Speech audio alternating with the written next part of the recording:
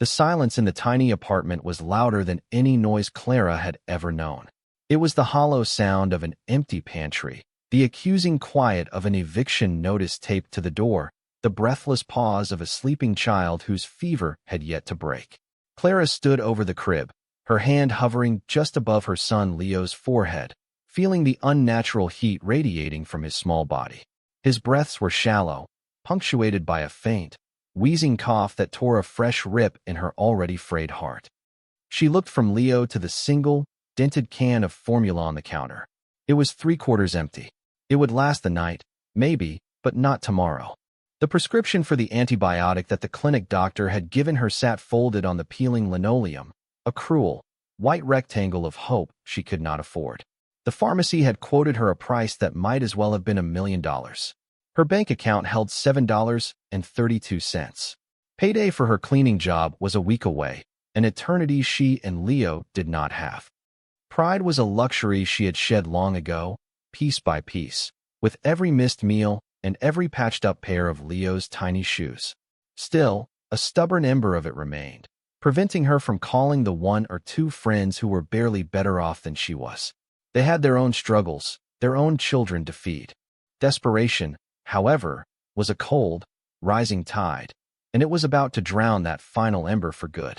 She sank onto her worn-out sofa, the springs groaning in protest, and buried her face in her hands. The tears she had been holding back all day finally came, hot and silent, tracing paths of shame down her cheeks. She cried for Leo's fever, for the empty can, for the terrifying helplessness that was her constant companion. She worked as a nighttime cleaner at Sterling Corporation, a gleaming skyscraper downtown that scraped the clouds. It was a place of immense wealth and power, a universe away from her cramped apartment. She polished floors that reflected a future she could never touch and emptied trash bins filled with discarded remnants of lives she could not imagine. Tonight was her shift. Missing it was not an option. She found a neighbor, an elderly woman named Mrs. Gable, who agreed to listen for Leo for a few hours, her kind, wrinkled face etched with a pity Clara found almost unbearable. Hours later, Clara was on her knees, scrubbing a stubborn coffee stain from the marble floor outside the executive suites on the top floor. It was after midnight, and the building was a ghost town, save for a few security guards and the distant hum of servers. As she worked, a door swished open. She looked up, startled, to see Damian Sterling, the CEO himself, stepping out of his office. He was a figure she had only ever seen in company newsletters, a man whose tailored suits probably cost more than her annual rent. He looked tired, his tie loosened, and his expression grim. He did not seem to see her at first, his gaze lost somewhere in the sprawling city lights beyond the floor-to-ceiling windows. He walked towards the private elevator, his phone pressed to his ear. "No, I'm not satisfied with any of them," he said, his voice low but sharp. "Superficial. Predictable. Find me someone, anyone, with a shred of genuine substance." He paused, listening. "I don't care how. Just do it." He ended the call with a frustrated sigh and ran a hand through his dark hair. It was then that his eyes fell on Clara. For a moment, they just stared at each other, the billionaire architect of a global empire and the invisible woman who cleaned his floors. An awkward silence stretched between them. She felt a hot flush of embarrassment, suddenly hyper-aware of her drab uniform and the acrid smell of cleaning solution clinging to her. She quickly looked down, focusing on the stain, her heart pounding. "I'm sorry, Mr. Sterling. I'll be out of your way in a moment," she murmured, her voice barely a whisper. He did not move. He simply watched her, his expression unreadable. Then, he did something utterly bizarre. He reached into his wallet and pulled out a sleek, black credit card. It had no numbers on the front, only his name embossed in silver. A Centurion card, the legendary black card. He knelt, not all the way, but enough to bring himself closer to her level, and placed it on the floor beside her bucket. Clara stared at the card as if it were a scorpion. What is this?" "It's an experiment," he said, his voice strangely flat. "I'm conducting a small test. You're now the fourth participant." "A test? I don't understand." She looked up at his face, searching for a sign that this was some cruel joke. His eyes, a deep, stormy gray, held no mirth. They held only a profound weariness. "It's simple," He continued, standing back up to his full, imposing height. I've given this same card to 3 other women in my company today. The instruction is to go out and purchase something that you believe represents true value. There is no spending limit. Buy whatever you want. My assistant will contact you tomorrow to arrange a meeting where you will explain your purchase. Clara's mind reeled. This was insane. He was giving her, a complete stranger, his personal, unlimited credit card. Why me? She asked, her voice trembling slightly. I'm just the cleaner. Perhaps that's exactly why, he said cryptically. He turned and walked to the elevator without another word. The doors slid shut, and he was gone, leaving Clara kneeling on the cold marble, staring at a small piece of plastic that held more financial power than she had ever dreamed of. The weight of it felt heavier than the entire building. It felt like a trap. For a long time, Clara did not move. The black card sat on the floor, gleaming under the recessed lighting. It was a joke. It had to be. A test for some hidden camera show, designed to humiliate the cleaning lady. Or worse, a setup. She would use it, and then he would accuse her of theft. People like Damian Sterling did not hand out blank checks to people like her without a catch. Her first instinct was to leave it, to pretend this never happened, to finish her shift and run back to her life of quiet, manageable desperation. But then the image of Leo flashed in her mind, his feverish skin, his weak cough. The doctor's words echoed in her ears. This infection could become serious if we don't treat it aggressively. The prescription in her pocket felt like it was burning a hole through the fabric. The formula can on her counter stood empty in her memory. This card was not a joke. It was a lifeline. A terrifying, incomprehensible, and possibly venomous lifeline. Her shift ended in a blur. She clocked out, her hands shaking so badly she could barely sign her name. She had slipped the card into her pocket, its cool, smooth surface a constant, alien presence against her leg. All the way home on the bus, she wrestled with her conscience. Pride told her to destroy it. Fear told her it was a trick. But a mother's love was a far more powerful force. It was a ferocious, primal instinct that screamed at her to do whatever it took to protect her child. When she got back to the apartment, Mrs. Gable met her at the door, her face pale with worry. His fever is worse, dear. He's been crying for you. Clara rushed inside. Leo was burning up. His little body was slick with sweat, and his cries were weak and pitiful. That was it. The debate was over. Her pride, her fear, her suspicion, it all evaporated in the face of her son's suffering. She gently kissed Leo's forehead, grabbed the prescription, and ran out the door with the black card clutched in her fist. The 24-hour pharmacy was bathed in a sterile, fluorescent glare. Clara walked to the counter, her heart hammering against her ribs. She felt like an imposter, like everyone could see she did not belong here, holding this impossible object. She handed the pharmacist the prescription and the card, her hand trembling. The pharmacist, a tired-looking man with glasses perched on his nose, took them without much interest. He scanned the prescription, typed something into his computer, and then his eyes widened slightly as he processed the card. He looked from the name on the card, Damian Sterling, up to Clara's worried face, a flicker of confusion in his expression. He said nothing, simply processing the transaction. The total for the powerful antibiotic was $287. A king's ransom to her, but the machine approved it in an instant. He handed her the bag with the medication. As she took it, another thought struck her. Value. Mr. Sterling had told her to buy something of true value. What was more valuable than her child's health? His sustenance.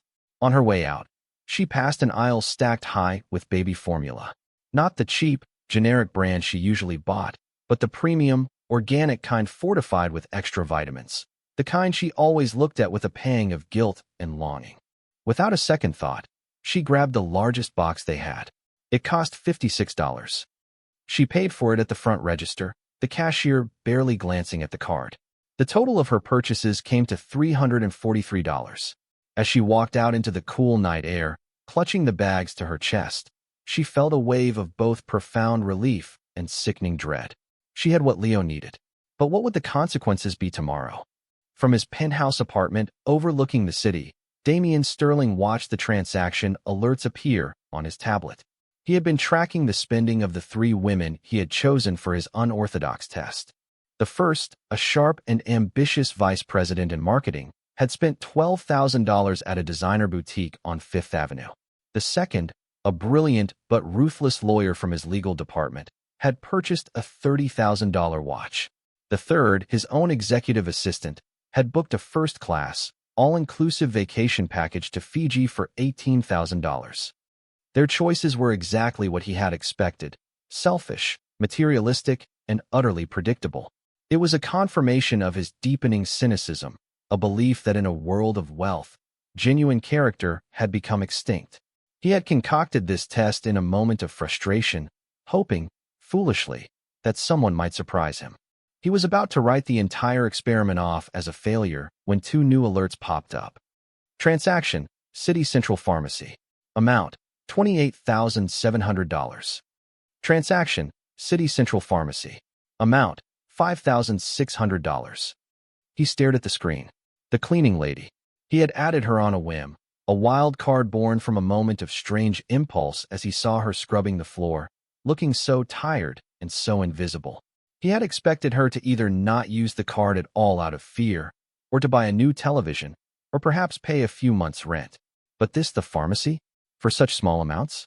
It was an anomaly, a piece of data that did not fit the pattern. For the first time all night, Damian Sterling felt a flicker of genuine curiosity. He was suddenly very interested in his meeting with Clara tomorrow. The next morning, Clara administered the first dose of medicine to Leo. Within hours, his fever began to recede, and a little bit of color returned to his cheeks. The relief was so immense it was physically painful, like a muscle that had been clenched for weeks had finally been allowed to relax. The new formula agreed with him, and he drank his bottle eagerly. Seeing him smile weakly at her, his big blue eyes finally clear, was worth any price she might have to pay. The call came at 10 o'clock.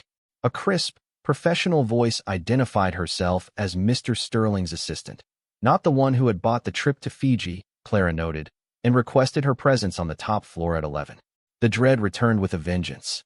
She found a babysitter, put on her best, albeit worn, blouse and slacks, and made her way downtown.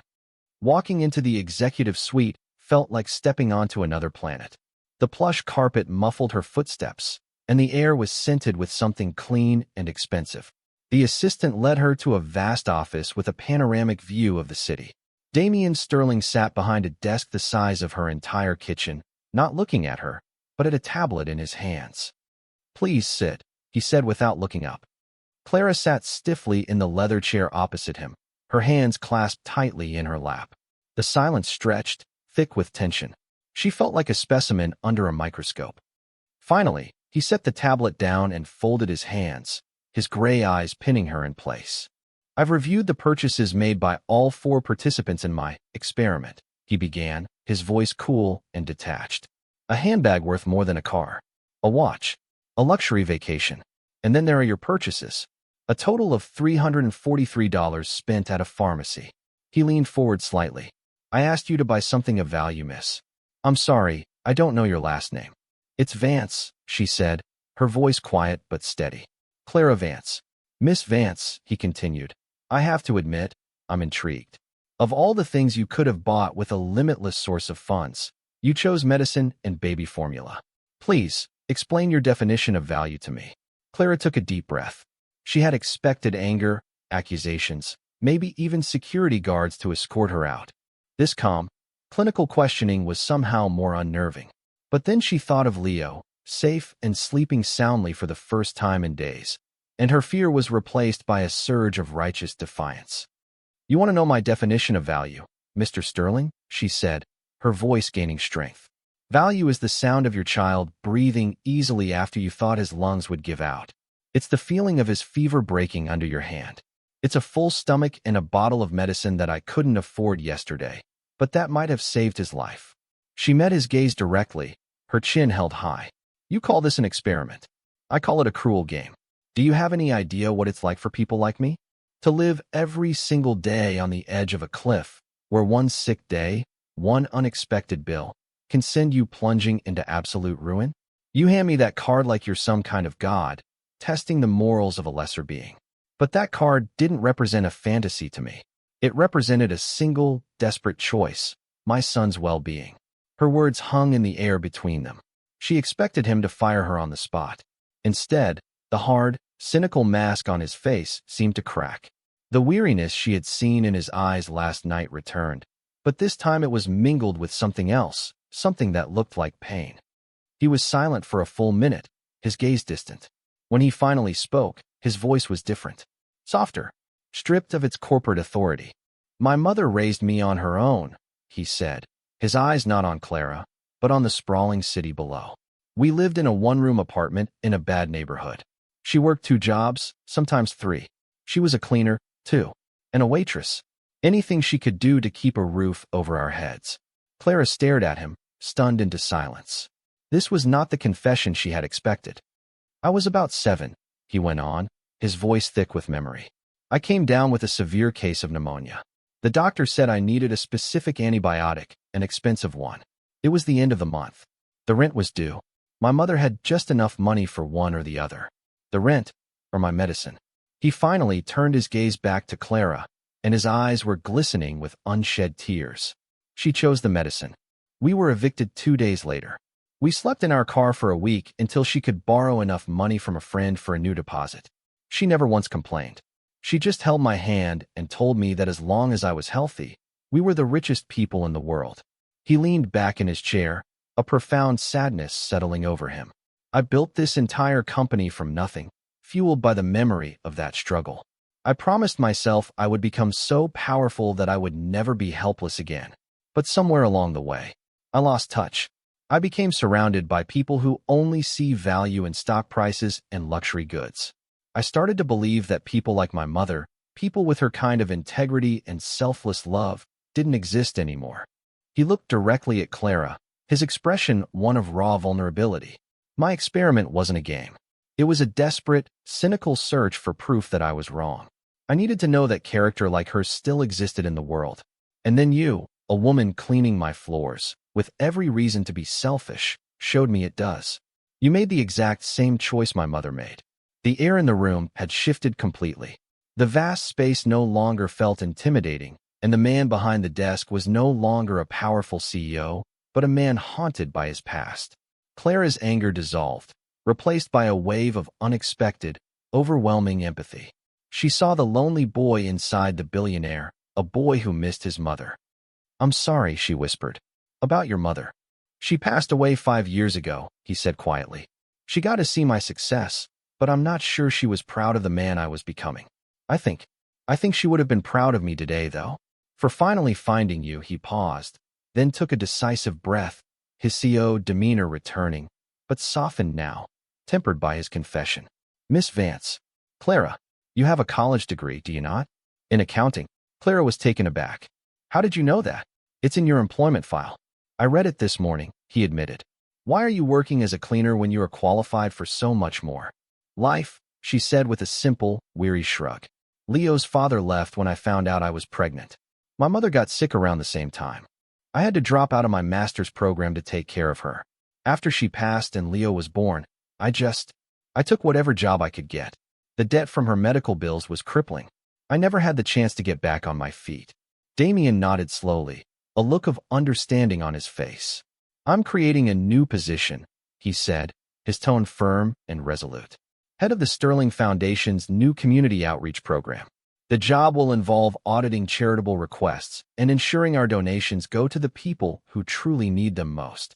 It requires a sharp eye for numbers and an even sharper sense of integrity. The salary will be more than enough to provide a stable life for you and your son. The job is yours if you want it." Clara's jaw dropped. She felt a dizzying sense of vertigo, as if the world had just tilted on its axis. An executive position, a real salary, a chance to use her education, a chance to build a future. It was everything she had ever dreamed of but had long since given up on. I don't know what to say," she stammered, tears welling in her eyes. "Say yes," he said, a small, genuine smile finally gracing his lips. "Help me make this company something my mother would have been proud of." Clara looked at him, at the hope that had replaced the cynicism in his eyes, and she felt a flicker of it in her own heart. "Yes," she said, her voice filled with emotion. "Yes, thank you." The following weeks were a whirlwind. Clara moved out of her dilapidated apartment and into a bright, safe condo in a good neighborhood, a benefit provided by the company for its senior staff. Leo started at a top-tier daycare, where he thrived. For the first time in years, Clara felt like she could breathe. She threw herself into her new role with a passion and dedication that impressed everyone, most of all Damien. He acted as her mentor, guiding her through the complexities of the corporate world. Their relationship remained professional, but a deep, unspoken bond had formed between them.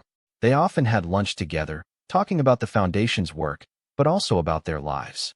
He loved hearing stories about Leo, and he shared more memories of his own mother. Clara began to see the kind, lonely man beneath the powerful exterior, and she found herself drawn to him in a way that both excited and terrified her. Her work was fulfilling. Her accounting skills, long dormant, proved to be razor-sharp. She was meticulous, and she had an innate ability to see through inflated budgets and disingenuous proposals. It was during a deep dive into the company's main charitable accounts that she first noticed the discrepancies. Small amounts at first, funneled through a series of shell charities she had never heard of. They were cleverly hidden, disguised as legitimate donations. She brought her findings to Damien, laying out the spreadsheets on his large desk. "Something isn't right here," she explained, pointing to a series of wire transfers. "These organizations are phantoms. They have no public footprint, no verifiable work. And the transfers are all being authorized by the same executive override code." Damien's expression hardened. "Whose code is it?" "It belongs to Marcus Thorne," she said. A dark look crossed Damien's face. Marcus Thorne was the chief financial officer, a man who had been with the company for over a decade. He was slick, ambitious, and widely seen as Damien's professional rival within the corporation. "Marcus," Damien said, his voice a low growl. "I've suspected him of being greedy, but not a thief." "Are you certain?" "The data doesn't lie," Clara said firmly. "He's been embezzling, Damien, for years. It looks like millions of dollars." "Keep digging," Damien instructed her, his eyes cold as steel. "Be discreet. Find me irrefutable proof. I want to nail him to the wall." Clara did as he asked, working late into the night, piecing together the complex puzzle of Marcus's theft.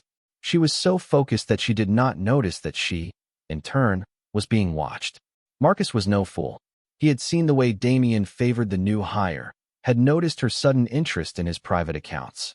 He realized she was closing in, and he decided to act first. One morning, Clara arrived at work to find two stern-faced security guards and the head of human resources waiting for her at her office door. They informed her that she was being placed on administrative leave pending an investigation into financial misconduct. "What are you talking about?" she asked, her blood running cold. "We have evidence of unauthorized transfers from the foundation's accounts to an offshore bank," the HR director said grimly. "The account is in your name." It was a frame job, a brilliant and vicious one. Marcus had used his high-level access to create a false trail, planting digital evidence that made it look like Clara, the newcomer with direct access to the accounts, was the one stealing the money. He had used her own diligence against her, twisting her investigation into a crime. She was escorted from the building, her belongings in a cardboard box, the shocked and judgmental stares of her new colleagues following her all the way to the elevator. The humiliation was crushing. She had finally started to build a life, to feel safe, and in an instant, it had all been ripped away. All she could think about was Leo. What would happen to him if she went to prison? She tried to call Damien, but his assistant informed her that he was in an emergency board meeting and could not be reached. Despair washed over her. Had he believed Marcus? Had his trust in her been so fragile that it could be shattered by a few fabricated documents? The old suspicion, the fear that this was all too good to be true, came rushing back.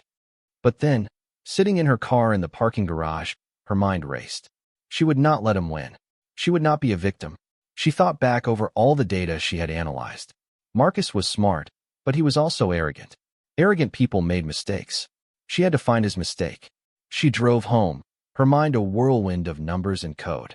She set up her personal laptop, remotely accessed the company's servers using the secure credentials Damien had given her, and began to work, fueled by a desperate, furious energy. Meanwhile, in the boardroom on the top floor, Damien Sterling faced a hostile board of directors. Marcus Thorne stood at the head of the table, presenting his case with polished, regretful sincerity. He displayed bank statements, transfer logs, and emails, all expertly forged to incriminate Clara. "It is with a heavy heart that I bring this to you," Marcus said, his voice oozing false sorrow. "It seems Miss Vance, whom Damien brought in under unusual circumstances, has betrayed his trust and ours. She has stolen over $2 million from the foundation." The board members muttered amongst themselves, casting accusatory glances at Damien. His personal project, his hand-picked hire, had turned into a public relations disaster and a massive financial liability. "This is a lie, Marcus," Damien said, his voice dangerously calm. He stood his ground, a lone bastion of support for his absent employee. "The evidence is undeniable, Damien," Marcus retorted with a smug smile. "Your sentimentality has clouded your judgment. You let a charity case into the heart of our operations, and she robbed us blind. We need to call the authorities immediately." Just as the board was about to vote on that very motion, the doors to the boardroom opened. Clara strode in, her face pale, but her eyes blazing with determination. She held her laptop in her hands. "Not so fast, Marcus," she said, her voice ringing with authority. Every head in the room turned towards her. Marcus's smug expression faltered, replaced by a flash of panic. "What is the meaning of this?" "You're suspended." "Security. They let me up," Clara said, walking directly to the head of the table and placing her laptop down. "Because Damien told them to." She glanced at Damien, and the look of unwavering trust in his eyes gave her the final surge of courage she needed. "You're very good, Marcus," she said, her fingers flying across the keyboard, projecting her screen onto the large monitor behind her. "Your forgeries are almost perfect. You created a fake offshore account in my name. You mimicked my digital signature on the transfer requests. You covered your tracks beautifully." She brought up a complex log file on the screen. "But you made one mistake. Every single one of your illegal transfers had to be routed through a temporary, encrypted server to erase its origin point. A server you thought was untraceable. But you forgot that the master server logs every single IP address that connects to it, even for a nanosecond. And every time you access that ghost server to make a transfer." She highlighted a single line of code on the screen. "You did it from the hardwired terminal in your own office." She clicked another button, and a floor plan of the executive wing appeared, with Marcus Thorne's office glowing in red. The IP address from the logs matched it perfectly. "The digital fingerprints are all yours, Marcus," she finished, her voice clear and triumphant. "You framed me to cover your own crimes." The boardroom was silent for a moment, and then chaos erupted. Marcus Thorne's face went white with rage and fear. He lunged across the table, not at the laptop, but at Clara. "You little witch," he snarled, his hand reaching for her throat. Before he could touch her, Damien moved with lightning speed. He intercepted Marcus, grabbing his arm and twisting it behind his back in a single, fluid motion. "It's over," Damien said, his voice like ice. The security guards, who had entered behind Clara, moved in and took a struggling Marcus into custody. As they dragged him away, shouting threats and denials, the room fell silent again. The board members stared at Clara with a mixture of shock and awe. She stood there, trembling slightly now that the adrenaline was fading, but she did not break. Damien walked over to her, his face filled with pride and a depth of emotion that made her heart ache. He gently placed his hands on her shoulders. "Are you all right?" She nodded, unable to speak. "I never doubted you," he said softly, his thumb brushing her cheek. Not for a second. In that moment, in the sterile, high-stakes environment of the boardroom, with the entire leadership of the company watching, the last of their professional barriers crumbled. All Clara could see was him, the man who had seen her at her lowest and had given her a chance, the man who had trusted her when everything was on the line. "Damien," she whispered. "I think," he said, his voice low and for her ears only, "that my mother would have more than approved of you." He smiled, a real, unguarded smile that lit up his entire face. "Clara Vance, you are the most valuable asset this company has ever had," and leaning in, he gently kissed her, a promise of a new beginning in the ashes of a crisis. 1 year later, the scent of pine and cinnamon filled the air of a warm, brightly lit home. A magnificent Christmas tree stood in the corner of the living room, its branches laden with sparkling ornaments and twinkling lights. A little boy, now a sturdy and confident toddler, giggled with delight as he placed a handmade ornament on a low-hanging branch. "Good job, Leo," Damien said, lifting him up so he could place the star on the very top of the tree. Leo squealed happily, his small hands guided by Damien's strong ones. Clara watched them from the archway of the living room, a mug of hot chocolate warming her hands, her heart overflowing with a peaceful joy she had once thought impossible. She was no longer just Clara Vance, the resilient single mother. She was Clara Sterling, the Chief Operations Officer of Sterling Corporation, and, as of 2 months ago, Damien's wife. Her life had transformed completely. She was a respected executive, her intelligence and integrity lauded throughout the company. But her greatest success was this, the simple, beautiful family she had found. Damien was a natural father, his love for Leo fierce and tender. He had healed the wounds of his own past by building a loving future, not just for himself, but for them. He caught her eye from across the room and smiled, the same unguarded, loving smile he had given her in the boardroom that day. He walked over to her, wrapping his arms around her waist and pulling her close. Leo ran over and hugged their legs, babbling about the shiny star. "What are you thinking about?" Damien asked, kissing the top of her head. "I was just thinking about that night," she said softly. "The night we met. I was on my knees, scrubbing the floor, feeling like the most invisible person in the world. And I was on the top floor, feeling like the loneliest," he replied, his voice a low murmur against her hair. "It's funny, isn't it? You thought I was testing you, but the truth is, we were both being tested, and we both found something of true value." She looked from her husband to her son, her two halves of a whole, perfect life. She remembered the desperation, the fear, the impossible choice she had faced. It was a lifetime ago. That night, a billionaire's strange experiment had intersected with a single mother's desperate prayer. It had started as a test of character, but it had ended as a lesson in love, fate, and the immeasurable worth of a human heart.